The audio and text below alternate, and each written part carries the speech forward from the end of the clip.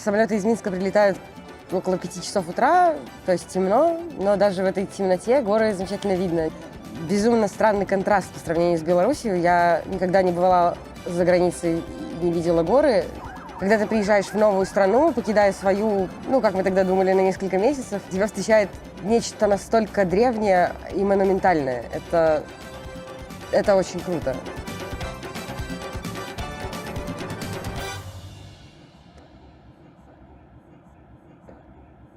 Всем привет! Меня зовут Мелисса. Мы в Сакартвело, Тбилиси, парк Рики. Начинаем. Сейчас мы поднимемся на крепость Нарикала. Можно, конечно, сделать это пешком, но мы ленивые люди, поэтому сделаем это с помощью канатной дороги. Я бываю там не очень часто, особенно зимой, но летом у нас с друзьями есть традиция сидеть на крепостных стенах. Надеюсь, вы разделите этот день со мной.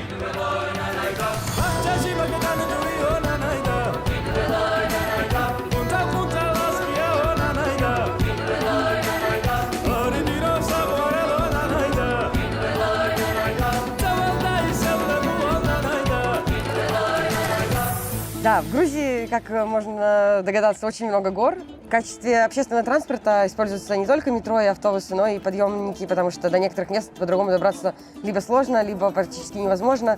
Например, это относительно новый подъемник, который ведет в ботанический сад, крепость Нарикала. На Черепашьем озере есть подъемник очень старый, это наследство Советского Союза. Выглядит он чудовищно, кататься на нем страшно, но если вы любите адреналин, это то, что вам нужно. За день до начала войны я была ровно на этом самом месте со своей подругой. В этот день было, если я не ошибаюсь, плюс 18. Я гуляла в майке, в джинсах, делала селфи и рассказывала друзьям, которые оставались в Беларуси, как в Тбилиси в феврале может быть жарко. Здесь классный вид на Тбилиси. Можно увидеть церковь Святой Троицы, церковь Самеба, как ее называют местные. Парк Рики, филармония, которая, к сожалению, не видела в своих стенах ни одного концерта. Ее построили под патронажем господина Саакашвили, но так и не удалось ввести ее в эксплуатацию.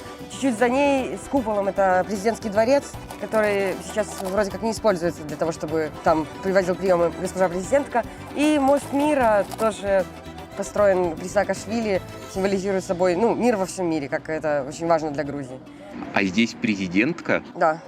Госпожа Саломе Зурабишвили. Дело в том, что здесь парламентская республика, и, в общем, президент выполняет в основном представительские функции. Она такая клевая. Она родилась во Франции, она потомок эмигрантов, которые бежали от советской власти. Приехала сюда, занялась политикой. Да, политические беженцы могут вернуться на родину и становиться президентами.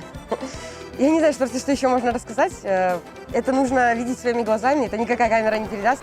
А коли вы хотите, чтобы мы приехали до вас, дозняли выпуск, спасылка у описании до ролика. Я считаю, что все, кто имеет возможность, приезжайте в Грузию. Здесь очень-очень здорово.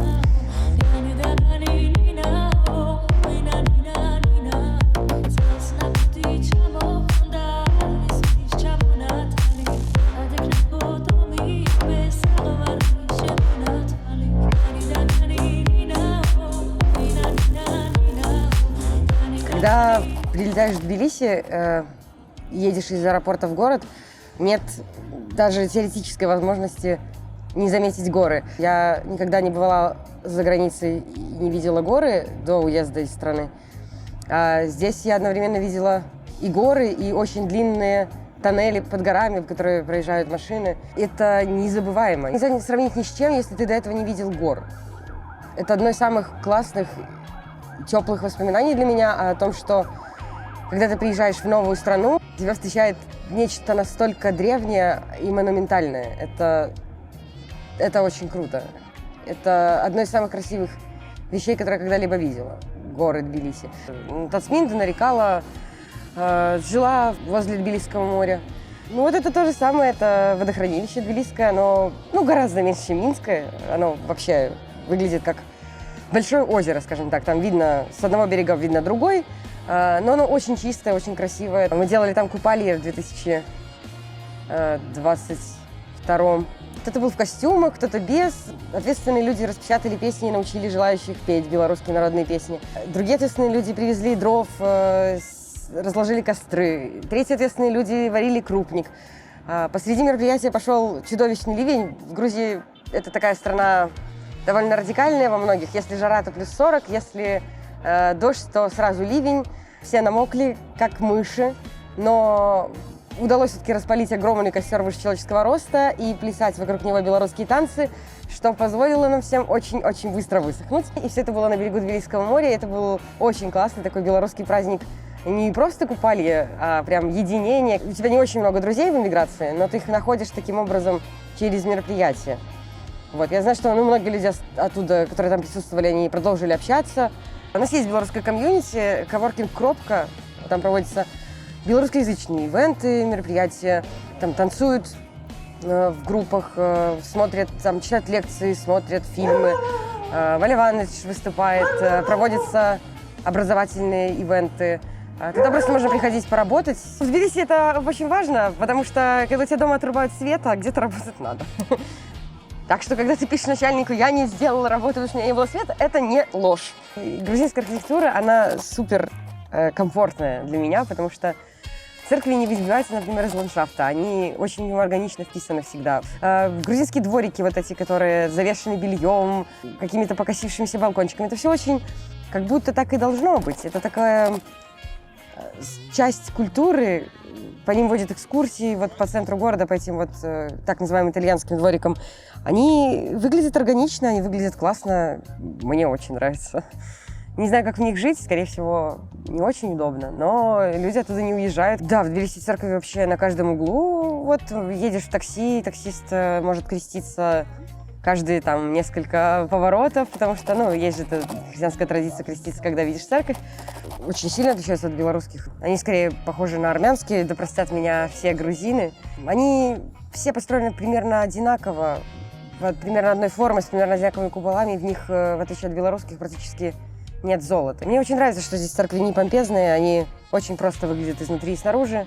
В них нет роскоши, которой, наверное, как я думаю, и не особо место в христианских церквях.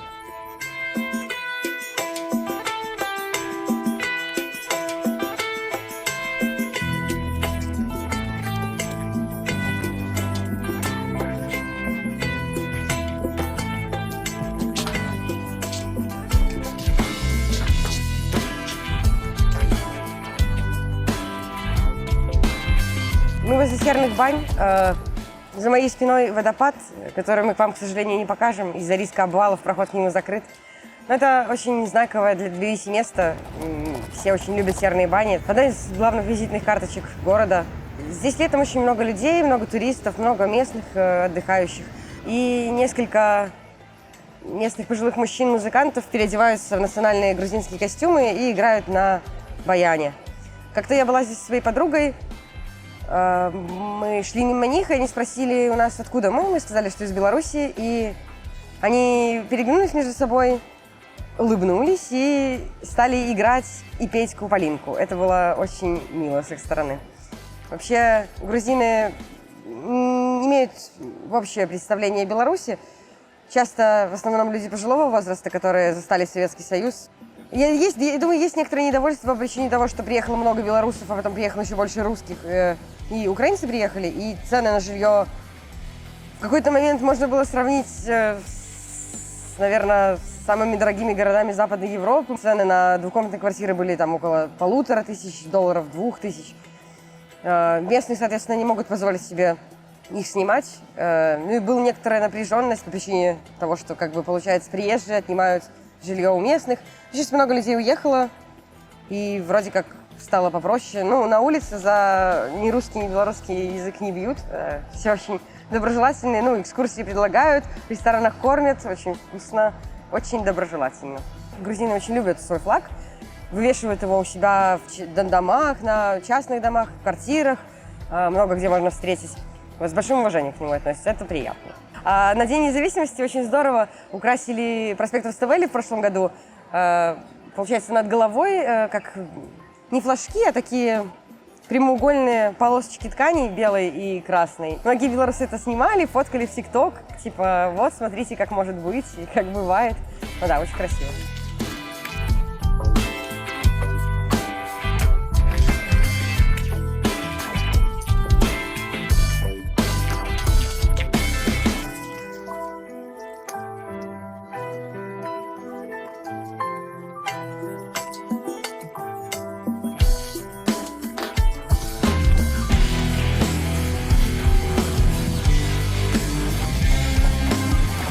Бар Д20, Тбилиси, Салаваки.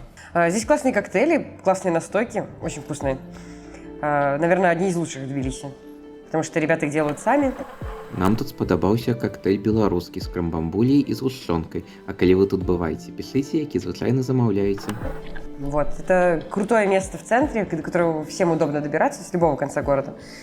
Здесь можно здорово провести время белорусским иммигрантам, потому что буквально через дорогу находится белорусский коворкинг, и если вот там закончилось мероприятие, можно прийти сюда. Это бар, который создали белорусские ролевики, в котором работают белорусские ролевики некоторые, вот, и где собираются белорусские ролевики в том числе. Ну и, конечно, местные жители и разного рода иммигранты. Ролевик на ролевике и ролевиком погоняет. Довольно сложно объяснить, что такое ролевые игры человеку, который об этом ничего не знает, но я бы сравнила их с иммерсивным театром, в котором нет сценария, но в котором каждый человек, погружаясь в персонажа заранее написанного, ведет себя как персонаж. В обычной жизни ты можешь быть программистом, барменом, писателем, уборщиком помещений, строителем или кем угодно, но если ты решил быть Барамиром на ролевой игре, ты надеваешь на себя кольчугу, ты надеваешь плащ, берешь меч, и в момент, когда начинается игра, ты становишься Барамиром, и ты больше не программист, не строитель, не уборщик помещений и не бармен. Это может длиться от нескольких часов до нескольких дней или даже недель, и это классная возможность почувствовать себя кем-то другим. Никакой квест в реальности, компьютерная игра, фильм или книга не заменит такого глубокого погружения. Я пришла в ролевые игры в Беларуси в 2017 году. Сыграла достаточно много игр. Какие-то получше, какие-то похуже, но в целом они были замечательные. В Беларуси сильное ролевое комьюнити. Когда нас стало побольше, у нас появились ролевые игры и здесь. Мои друзья делают ролевые игры. Я делаю ролевые игры здесь. В общем-то, они проходят примерно так же, как в Беларуси, только с меньшим масштабом. Когда мы проводили нашу игру про скаутский лагерь, мы выбрали хорошее место, начали делать полигон, и приехал священнослужитель, сказал, что здесь нельзя находиться. И попросил нас, чтобы мы покинули этот кусок горы возле дороги. Но в итоге мы переехали там на несколько километров дальше, там он сказал, что можно, и провели игру там. Но вот есть такие неочевидные специфические особенности, потому что священнослужитель аргументировал так, что тут рядом монастырь, и рядом с монастырем ничего нельзя. Не знаю, насколько это законно, но раз человек просит, кто мы такие, чтобы ему отказывать. Хотя в целом игры в Америке, в Беларуси, в России и в Грузии примерно одинаково делаются. Потому что в ролевые игры это в первую очередь люди. Люди, которые умеют рассказывать истории и жить внутри историй. Насколько тебе здесь не хватает игр? Здесь чудовищно не хватает игр. Это просто ужасно. Я в Беларуси играла не меньше... Ну ладно, может и меньше, но примерно около 10 игр в сезон. А здесь нас мало, и приходится играть в очень маленькие игры, которые меня не очень интересуют, а игры, которые побольше, нам на несколько дней, либо на больше, чем 10 человек, они происходят крайне редко. Желающих писать игры тоже очень мало. Заменить это все какими-нибудь ДНДшками? Да, я стала играть в ДНД, но это все равно не то. Это никогда не сравнить с настоящими ролевыми играми, когда ты потратил там $100 на костюм, поехал на электричке в лес, сидишь там в палатке, мерзнешь, пьешь пиво, а потом выходишь принцессой в город. Первым делом, как вернемся в Беларусь, поедем играть во что-нибудь хорошее.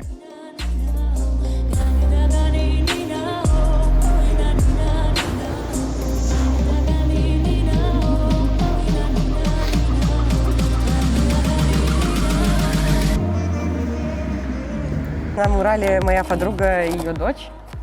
Это такой мурал, наверное, как мне кажется, про межнациональную дружбу. Самый час спытаць вас подписаться, поставить лайк да написать коммент.